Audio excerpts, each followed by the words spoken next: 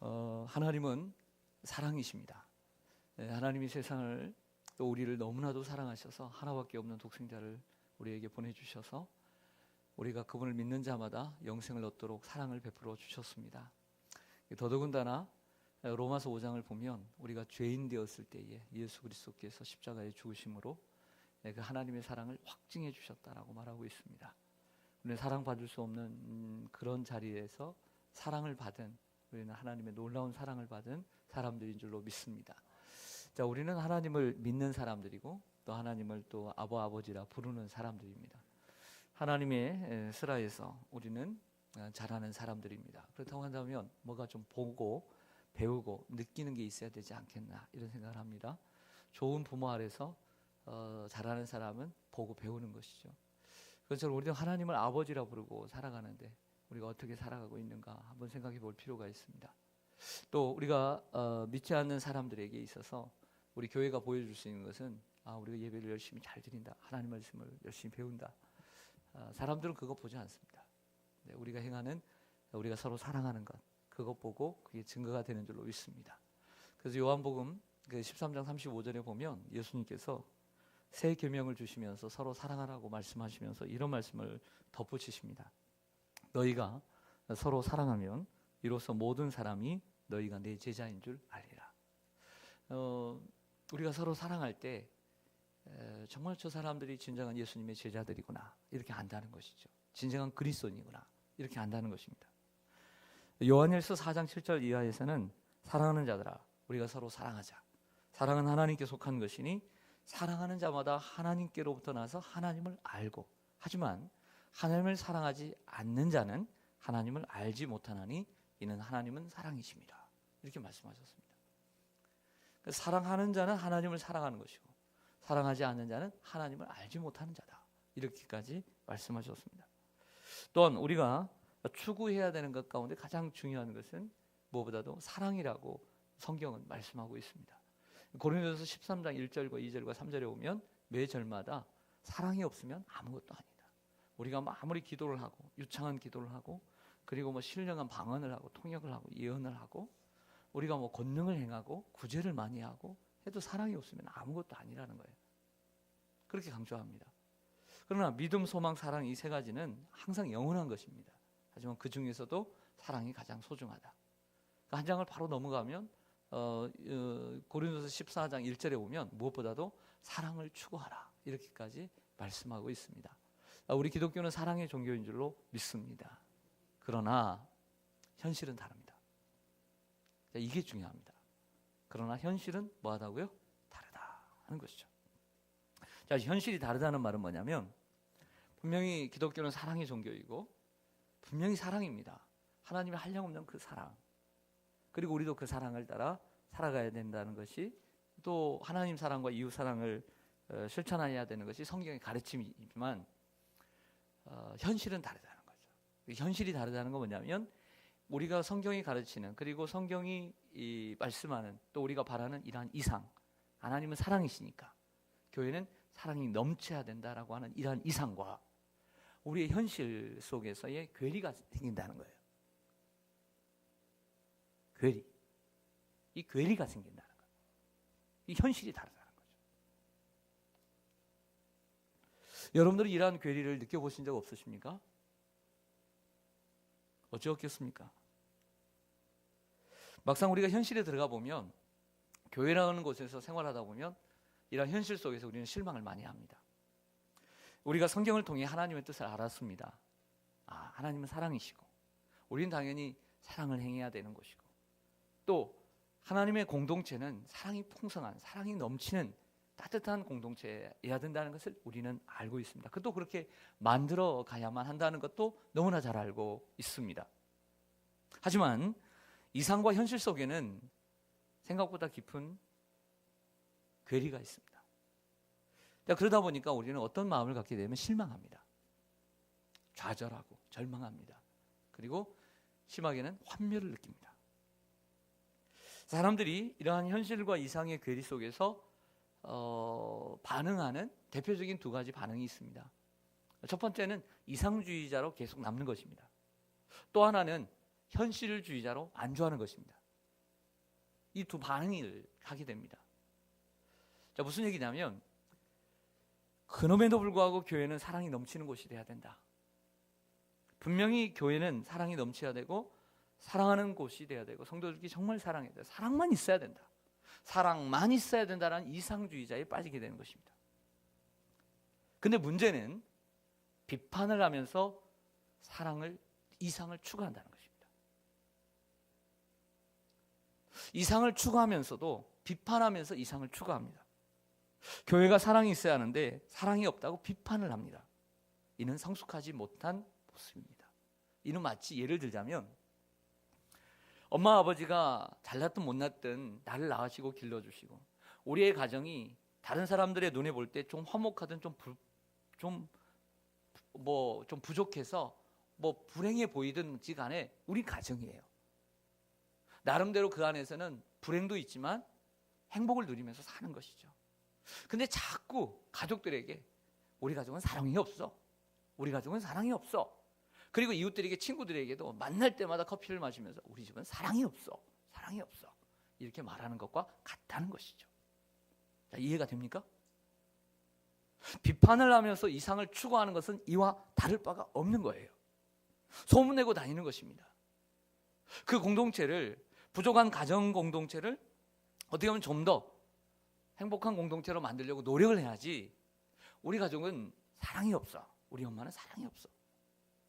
이렇게 소문내고 다니는 것과 같은 것입니다. 우리 아버지는 말이야 권위적이고 사랑이 없어. 권위적이라서 사랑이 없는 건 아닙니다. 또 하나는 현실에 안주하는 것입니다. 근데 현실에 안주하는데 어떤 문제가 생기냐면 이상에 대한 노력이 없이 현실에 안주한다는 거예요.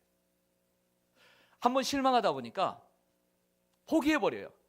사람들이 모이는 곳은 이런 곳이다. 목사님이나 장로님이나 중직자나 임직자나 아니면 재직자나 다 똑같다. 한번 실망을 하고 보니까 한 사람을 대표로 해서 모든 사람을 다 싸서 사람들은 다 실망스러운 존재구나 하면서 그 실망에 좌절을 느낀 나머지 그 현실에 안주하지만 이상에 대한 노력을 하지 않아요. 사람들에 대한 실망을 느끼고 그리고 환멸을 느낍니다. 그러면 더욱더 나쁜 것은 그 환멸을 느낀 나머지 하나님을 떠나고 교회를 떠나는 사람이 얼마나 많이 있습니까? 아니면 더 이상 사람들이 모이는 공동체에 의미를 부여하지 않습니다. 그냥 공동체일 뿐입니다. 난 하나님을 떠나지는 않습니다. 하나님을 믿습니다. 하지만 사람들에 대한 사랑은 기대를 하지 않고 살아가는 그러한 사람들이 있습니다. 이것이 바로 이상에 대한 기대 없이 현실에 안주하며 살아가는 자기 만족의 사람들인 것입니다. 나치 정권에 대항하다가 순교한 우리가 잘 아는 디트리 보네퍼라고 하는 사람이 있습니다. 디트리 보네퍼가 그가 쓴 책 가운데 이런 책이 있습니다. 성도의 공동생활이라는 책에서 이런 말을 했습니다. 의미심장한 말이 있습니다. 교회에 대한 환멸은 우리의 완벽함에 대한 잘못된 기대를 없애주기 때문에 좋은 것이다. 좋은 것이라는 거예요. 교회에 대해서 환멸을 느꼈을 때 이건 좋은 것이다. 왜냐하면 교회가 완벽해야 사랑한다는 환상을 빨리 버리면 버릴수록 우리는 더 빨리 겉모습을 버리고 우리 모두가 불완전하며 은혜를 필요로 하는 사람들임을 깨닫게 된다. 이것이 진정한 공동체의 시작이다. 교회가 완벽해야 된다라고 환상을 빨리 깨야 돼요. 그리고 우리 모두는 다 부족한 사람들이고 하나님의 은혜가 필요로 하는 사람들임을 알 때 그게 진정한 공동체의 시작이다라고 하는 것이죠. 혹시 여러분들 여기까지 오신 분들이라고 한다면 이제 한 걸음 더 나아가십시오. 여러분 중에 교회에 대해 혹은 교회 사람 때문에 상처를 받고 실망을 하고 환멸을 느꼈을지라도 교회를 떠나기보다는 그 공동체에서 남아서 그 자신이 풀어야 될 문제를 풀어가는 이러한 성숙한 사람이 되기를 바랍니다. 교회는 완벽한 사람들이 모이는 곳이 아닙니다. 저 교회 현관, 우리는 현관이 2개나 있는데 이렇게 써 있지 않습니다. 완벽한 사람만 들어오시오. 이렇게 써 있지 않아요. 불완전한 사람만 들어오시오. 죄인인 사람만 들어오시오. 하나님의 은혜만 필요한다고 생각되는 사람들만 오시오. 그리고 영적으로 정말 내가 성장해야 되겠다라고 생각되는 사람들만 오시오. 이렇게 쓰여 있는 것입니다. 여러분, 사람들이 어떤 공동체를 좋아할까요? 따뜻하고 사랑이 많은 공동체를 좋아할까요? 아니면 차갑고 사랑이 없는 공동체를 좋아할까요? 당연히 따뜻하고 사랑이 많은 공동체를 좋아합니다. 그리고 그 공동체는 부흥하게 되어 있습니다. 하지만 우리가 이것만은 좀 간과하지 말아야 됩니다. 사람들이 생각하는 사랑이란 다 똑같지는 않다는 거예요. 내가 원하는 가정의 모습은 이렇다. 사람들은 어떤 부부를 보면 참 행복해 보여. 저렇게 살아가요. 행복해 보이죠. 그러나 모든 사람이 나도 저렇게 살아갔으면 좋겠다, 그렇게 생각지 않아요. 사람들의 행복의 기준들은 다 다른 거죠. 교회들마다 사랑이 많다는 기준은 조금씩 다른 것입니다. 우리가 이것을 인정하며 가자는 거죠. 저는 가끔씩 봅니다. 겉으로는 사람들이 이렇게 손잡고 다니고 정말 사랑이 넘치는 부부인 것 같지만, 그러나 속은 그렇지 않은 부부들을 저는 가끔씩 봅니다. 또 겉으로는 매일 싸우는 척 다투는 척 보이지만 그 어느보다, 그 누구보다 끈끈한 그러한 부부를 봅니다. 겉으로는 TV를 보면, 다큐멘터리를 보면 고부간에 갈등이 있고 막 뭐라고 하는 것 같지만 정말 그 속에 고부간에 끈끈한 정이 있는 그런 고부간도 얼마든지 있다는 것을 알아야 합니다. 겉으로만 나타나는 그러한 현상을 통해서 우리는 쉽게 판단할 수 없다는 것을 우리는 압니다. 예를 들자면 이 성경에 나오는 공동체 가운데 몇 공동체를 생각해 보면, 첫 번째는 이스라엘 광야 공동체를 생각해 보았습니다. 이스라엘 광야 공동체 하면 광야라는 단어가 들어갔기 때문에 출애굽 이후에 모세가 이끄는 200만이나 되는 이스라엘 백성들의 40년의 공동체를 얘기합니다. 이건 대부분 창세기, 출애굽기, 레위기, 민수기, 신명기에 나와 있죠. 근데 여러분, 이 이스라엘 광야 공동체 이미지는 뭡니까? 따뜻합니까? 사랑이 많습니까? 어때요? 따뜻해요? 따뜻함을 조금이라도 느끼신 분 계세요? 사랑이 너무 많아서 연약함이 있으면 다 보듬어 안고 이해해주는 그런 느낌이 민수기 속에서, 38년의 민수기 속에서 보입니까? 안 보이죠? 그럼 공동체가 아닌가요? 성공한 공동체인가요? 실패한 공동체인가요? 사람마다 기준은 다르겠지만 그건 공동체예요. 그것도 무려 200만이나 넘는 놀라운 공동체예요. 그 공동체도 공동체예요. 모세가 40년 동안 불평하는 이스라엘 때문에 고생한 것밖에 생각이 나질 않아요. 앞으로 나갈 생각은 하지 않고 조금만 힘든 상황이 오면 애굽으로 돌아가자고 불평하고요. 그리고 부정적인 이야기만 잔뜩 늘어놓는 것밖에 생각지 않아요. 조금만 어려운 길을 걸어가면 그렇게 고단한 길을 걸어가냐고 또 불평하기 시작해요. 뭔가 좀 부족하면 부족하다고 그래요. 우리 교회가 훨씬 나아요. 할렐루야. 우리 교회가 훨씬 성숙하고 행복해요. 할렐루야. 힘들면 모세를 생각하세요. 힘들면 이스라엘을 생각하세요. 우리가 100배 1000배 낫습니다. 그래도 여러분들 저한테 돌을 안 던지잖아요. 할렐루야. 뺨은 안 때리잖아요. 모세는 그렇지 않았어요. 그러나 모세는 그러한 공동체지만 그러한 공동체를 포기하지 않고 눈물로 기도합니다. 그들이 믿음이라도 좋으면 괜찮을 텐데 믿음도 형편이 없어요. 이스라엘 백성들이 믿음도 형편이 없는 이러한 상황 가운데서도 그들을 이해합니다. 금송아지를 만들어 하나님이라고 섬기지 않나? 그럼에도 불구하고 자기 목숨 내놓고 헌신적으로 기도합니다. 그런 모세가 이스라엘 광야 공동체를 지켜갑니다. 여호수아와 갈렙과 같은 믿음 있고 그 어떤 형편에서도 감사하고 바로 그 몇몇의 사람들이 이스라엘 공동체를 지켜가는 거예요. 할렐루야. 비록 사람들이 실망이 가득해요. 아픔이 가득하고 좌절이 가득해요. 이런 사람이 있을 수 있을까? 세상에 이런 사람들이 하나님을 믿는다라고 말할 수 있을까? 하지만 뛰쳐나가지 않아요. 그 가운데서 하나님을 바라봐요. 지도자를 중심으로 공동체를 이끌어가요. 하나님의 도우심을 구해요. 기도로 그 공동체를 사랑으로 감싸고 나아갑니다. 그게 공동체가 승리하는 길이에요. 여러분은 어떤 길을 걸어가십니까? 우리는 모세와 여호수아와 그리고 갈렙과 같은 길을 걸어가야 될 줄로 믿습니다. 하나님, 성경이 그래서 위대한 거예요. 저는 성경을 통해서 우리 성도들이 위로를 받고 힘을 얻고 새로운 비전을 가져야 될 줄로 믿습니다. 성경이 우리의 소망이에요. 성경이. 여러분, 공동체가 문제가 생기면 기도부터 해야 될 줄로 믿습니다. 얼마 전 어떤 성도님과 이야기를 하게 되었습니다. 이야기를 하면서 자신의 아픔을 지금 이제 회복되어서 저에게 오신 거예요. 참 감사해요. 아플 때 왔으면 싫은 소리도 할 거고 그럴 텐데 그 아플 때 참으셨어요. 자기에 대한 소문, 그 나쁜 소문이 돌 때 참았어요. 그리고 문제를 해결하고 나신 다음에 저에게 오셨어요. 하나님 앞에. 참 감사하죠. 목사님 아플까 봐, 목사님 힘들게 할까 봐 참고 견딘 거예요. 그리고 스스로 해결하고 기도하고 왔어요. 하시는 말씀, 목사님, 저는 참 목사님에게 참 열심히 하진 못하지만 그래도 좀 목사님 정말 교회를 정말 사랑하려고 노력을 많이 하고 있습니다. 그래서 하실 말씀이, 저는 문제가 생기면요 하나님 앞에 엎드려 기도부터 합니다. 그리고 기도만 합니다. 이 문제도 기도만 했더니 해결해 주셨다는 거예요. 그리고 좋은 결과를 가지고 저에게 오셨어요. 감사하죠. 해결하고 오셨어요. 여러분, 문제가 생기면 좋은 교회, 성숙한 교회, 하나님이 축복하시는 교회는 어떤 교회인지 아세요? 기도하는 교회예요. 그런 교회는 하나님이 더욱더 축복해 주시고 지경을 넓혀 주시고 부흥케 하세요. 그러나 그 문제를 하나님의 방법이 아닌 사람의 방법으로 자꾸 해결하는 교회를 하나님은 축복해 주시지 않아요. 문제가 생길 때마다 기도로 하나님 앞에 나아가는 교회가 되어야 될 줄로 믿습니다. 그런 성도가 되어야 될 줄로 믿습니다.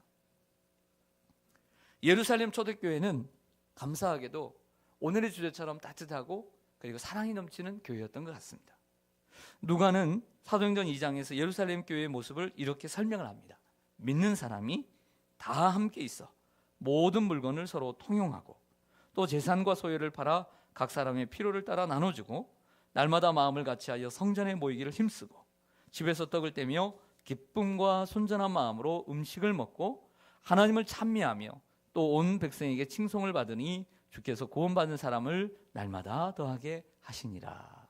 할렐루야. 따뜻하고 사랑이 많으니까 믿지 않는 사람들에게, 온 백성들에게 칭송을 받았다. 그랬더니 하나님이 그곳에 은혜를 주셔서 구원받은 사람을 날마다 더하게 하신 줄로 믿습니다. 이게 부흥의 비결이에요. 부흥의 비결. 안디옥 교회를 생각해 보았습니다. 안디옥 교회 또한 따뜻하고 사랑이 넘치는 공동체였습니다. 성경은 말씀합니다. 사도행전 11장에 바나바는 착한 사람이요 성령과 믿음이 충만한 사람이었다. 거기다 바울을 데리고 와서 함께 말씀과 또 교육과 훈련을 하다 보니까 따뜻한 교회죠. 사랑도 많죠. 하나님의 은혜가 임하죠. 거기다가 말씀의 교육과 훈련까지 가니까 금상첨화예요. 금상첨화. 성도들의 삶이 변했어요. 삶이 변하니까 안디옥 교회 사람들이 그들을 가리켜 참된 크리스티아노스, 크리스찬이다, 하나님의 사람들이다, 그리스도인들이다, 진정한 예수쟁이들이다, 이렇게 처음 칭찬을 받게 되었습니다. 여러분, 이처럼 따뜻하고 사랑이 넘치는 공동체는 하나님이 은혜를 부어주시고 그리고 사람들을 보내주시는 줄로 믿습니다. 이런 공동체를 만들어가는 우리가 되기를 간절히 소망합니다. 그 아가서 2장 15절에 보면 여러분 잘 아시는 대로 여우라고 하는 단어가 나옵니다. 포도원이라고 하는 단어가 나오죠. 자, 어떤 말씀을 드릴지 아시죠? 우리를 위하여 여우, 곧 포도원을 허는 작은 여우를 잡으라. 우리의 포도원에 꽃이 피었습니다. 는 말씀입니다. 네. 포도원은 이스라엘을 가리키고 교회를 가리키죠. 하나님의 백성들을 가리킵니다. 그런데 여우, 곧 포도원을 허는 여우는 누굴까요? 마귀죠. 마귀가 우리들이 따뜻한 공동체, 또 사랑이 많은 공동체, 서로 이해하고 배려하는 이러한 공동체를 기뻐할까요? 우리가 정말 사랑하고 좋은 얘기만 하고 늘 웃음이 넘치는 공동체를 사탄이 좋아할까요? 싫어하죠. 너무 싫어합니다. 야, 쟤들 봐라. 너무 행복하다. 안 되겠다. 급발을 합니다. 야, 너 가봐. 이렇게 급발을 하죠. 가만히 두지 않죠. 거기에 원망과 불평과 갈등의 씨앗들을 뿌리기 시작합니다. 갈등의 씨앗들을 뿌리죠. 생각을 통해, 말을 통해서 가라지를 뿌립니다. 여러분, 우리는 교회를 보호할 의무와 책임이 있습니다. 어떻게 보호해야 될까요? 험담을 하지 말아야 합니다.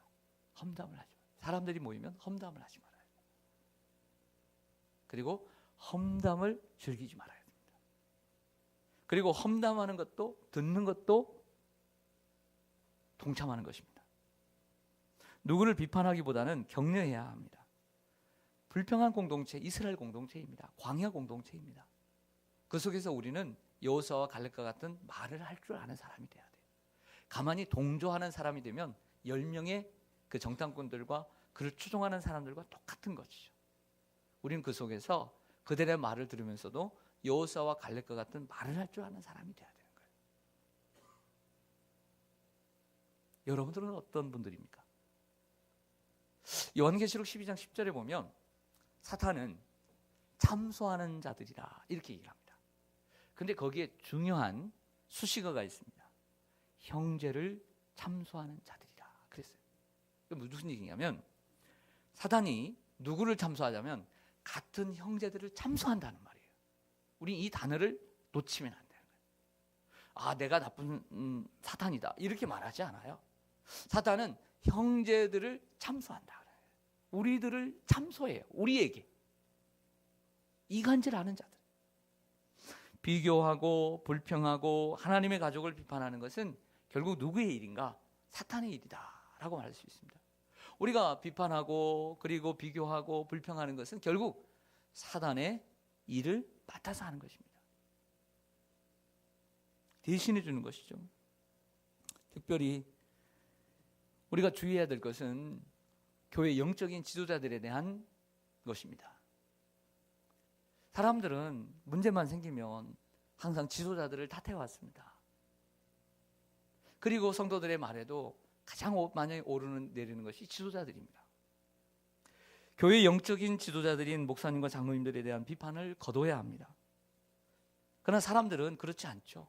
조그만 문제만 생기면 이스라엘 광야 공동체처럼 모세를 원망한 것처럼 아론을 원망한 것처럼 목사님과 장로님들을 원망하기 시작하고 그리고 흠을 잡으려고 합니다. 완벽한 지도자는 없습니다. 하지만 하나님은 완벽하지는 않지만 그 목사님과 장로님들에게 교회를 보호할 책임과 권한을 주셨습니다. 우리는 도리어 그분들을 위해 기도하고 존경하며 그리고 감사를 표해야 합니다. 데살로니가전서 5장 12절에 보면 형제들아 우리가 너희에게 구하노니 너희 가운데서 수고하고 주 안에서 너희를 다스리며 권하는 자들을 너희가 알고 그들의 역사로 말미암아 사랑 안에서 가장 귀히 여기며 너희끼리 화목하라고 말씀하십니다. 어디 말씀뿐이겠습니까? 또한 우리는 교회가 갈등이 생길 때마다 하나님의 방법을 익혀야 합니다. 하나님이 공동체를 해결해가는 방식을 익혀야 합니다. 그 방식은 기도하는 것입니다. 기도하는 것입니다. 입을 닫고 기도하는 것입니다. 그리고 누구에게 문제에 있는지 사람에게 초점을 맞추면 안 됩니다. 그 문제에 초점을 맞추고 해결해 가야 합니다. 그리고 문제를 해결할 때도 하나님의 말씀의 방식대로 문제가 생겼을 때 하나님이 말씀하신 대로 성경이 제시한 자신대로 그 교회의 문제를 해결해 가야 합니다. 그럴 때 하나님이 교회를 보호하시고 세워 가실 줄로 믿습니다. 사랑하는 성도 여러분, 우리가 살아갈 이 새로운 한 해는 어떠한 일이 우리 앞에 있는지는 우리는 알 수 없습니다. 한 치 앞도 우리는 볼 수 없습니다. 그러나 어려운 어떤 문제가 오더라도 오늘 말씀을 기억하고 하나님 말씀대로 헤쳐가기를 원합니다. 혹 여러분, 제가 처음에 말씀드린 것처럼 분명히 하나님은 사랑이시고 하나님 우리에게 놀라운 사랑을 예수 그리스도의 십자가의 죽으심으로 보여주셨고 확증해 주셨습니다. 하나님은 사랑이시죠. 마땅히 우리 또한 하나님을 아버지야 부르는 우리들은 사랑의 공동체가 되어야 합니다. 그럼에도 불구하고 현실의 괴리는 크다. 그 현실의 괴리 앞에 우리는 어떻게 신앙생활을 해야 할 것인가? 이상주의자로 그냥 남을 것인가? 아니면 현실주의자로 전락할 것인가? 이것도 저것도 아니라는 것이죠. 바른 현실을 우리가 직시하면서도 하나님이 원하시는 방식의 공동체를 만들어가야 될 줄로 믿습니다. 여러분들이 정리가 필요합니다. 여러분들이 정리하십시오. 여러분들 성인들입니다. 여러분들이 좀 더 여러분들의 생각을 꺼내서, 그리고 여러분들의 의지를 꺼내서 여러분들이 정리하고 여러분들이 나가야 합니다. 어떤 분들은 오늘 말씀을 듣고 그렇구나 생각하면서 내 생각을 다시 한번 정리해가고, 그리고 새롭게 하나님의 말씀에 자신을 맞추는 사람도 있을 것이지만 여전히 이상주의자로 남는 분도 있을 것이고, 안타깝게도 현실주의자로 자기 만족에 빠져 살아가는 분들도 안타깝게 있을 거지만, 하나님 말씀이 여러분들에게 힘이 되기를 주님의 이름으로 간절히 소망합니다. 이전에 아픔과 상처를 싣고 올해는 좀 더 따뜻하고 사랑이 넘치는 공동체로 만들어가는 하나님이 원하시는 사람들이 되시기를 주님의 이름으로 간절히 축원합니다. 아멘. 기도하겠습니다.